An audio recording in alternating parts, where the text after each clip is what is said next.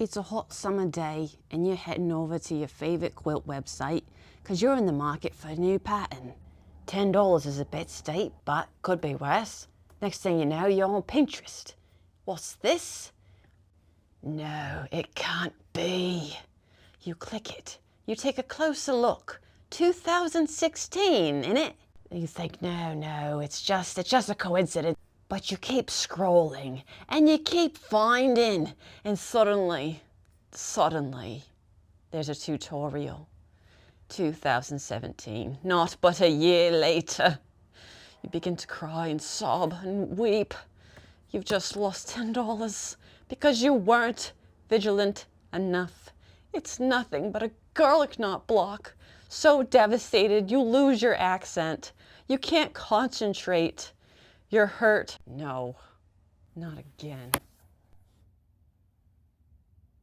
Hello sewing buds, and welcome to another one of my videos. In this video, I show you how to get a paid pattern result with a very free and very available quilt block. It's called the twisty block or the garlic knot block or the arrowhead block, and it creates the newest quilt pattern on the market, the twisty quilt. Coincidence? I think not, boys. And I'm going to show you exactly how to do this.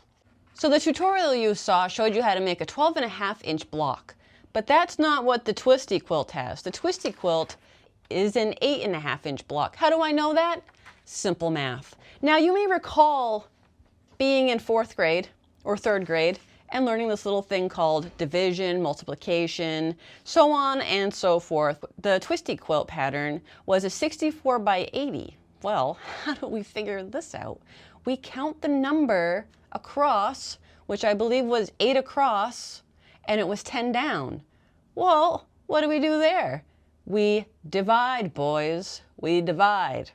Now, I would love to explain this to you, but my math is a jumbled mess. So let me break it down to you as best I can. Okay, so what I did was I had to figure out how to make the 8.5 inches, and that was some math. Guys, I'm gonna be 100% with you. I have always struggled my entire life to convert what is going on in my brain into words. I used to simply just not say anything. And I just simply, I don't know. I don't know why my brain is like this, but everything in my head, it can come out on paper, but it always comes out looking like this. And then when it comes time to actually breaking things down and explaining, that takes a long time. Anyway, that's not what this video is about. This video is about showing you guys how to save $10 by using a free, publicly available quilt block. I'm gonna try to link as many sources down below because I know that I'm like no help at all right now. And I'm gonna try to redeem myself. I'm also going to link every single source I found which will prove my innocence. And why is this ethical? It's ethical because it is literally in the public domain, okay? It's literally ethical. Now, let's reverse this question, boys, and no shade.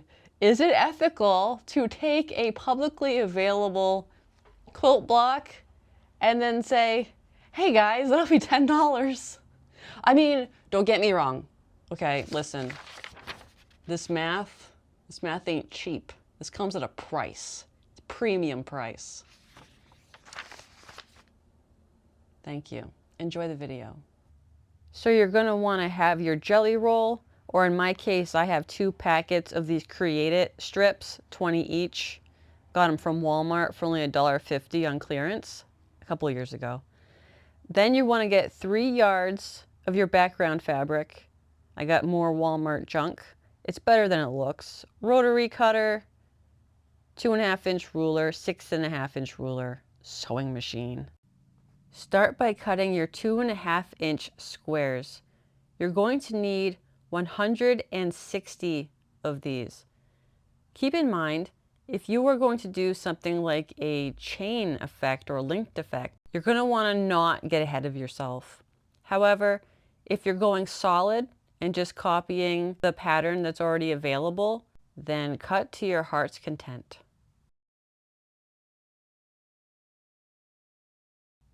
Next, you're going to want to cut your 6.5-inch rectangles. They are 2.5 by 6.5 inches. Again, you are going to want 160 of these rectangles out of your main fabric or jelly roll.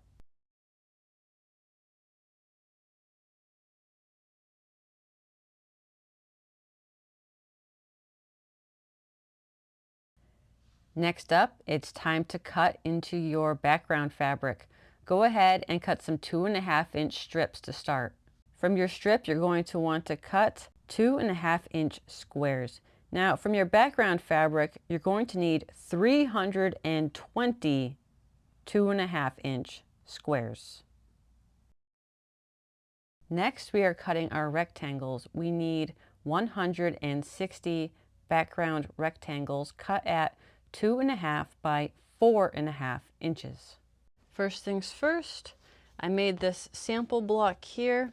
The reason for the tape is because I've decided that I want this and this to be the same fabric so that it appears it's going under, and then this and this will be the same fabric to have the same effect, to really give it that knot look.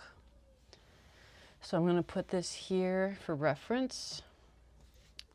And then to get started, we'll take our 4.5-inch rectangle, our 2.5-inch background square, 2.5-inch main fabric from our jelly roll, and then another 2.5-inch background square. And then, since we're doing opposites here, I'll take my salmon colored 6.5-inch rectangle. So it'll be this to this and then to this. And I am sewing everything 1/4 inch seam. And then take this, right sides together.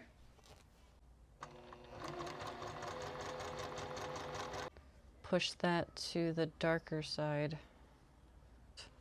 We're going to take this and put it onto our 6.5-inch rectangle.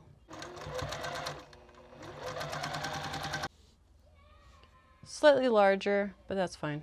Push this down towards the 6.5-inch rectangle. We're going to take the 4.5-inch rectangle and right sides together.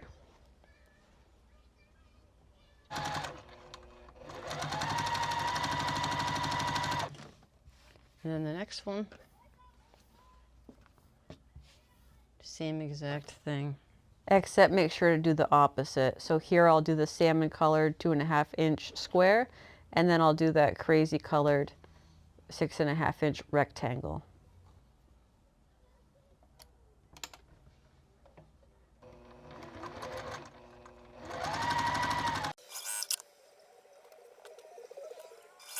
Around and connect them just like so.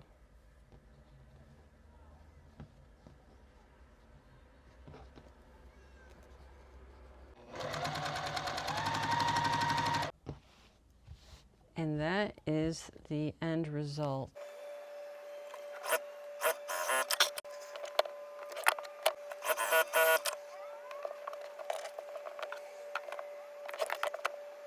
Before I get ahead of myself, let me explain what's going on here.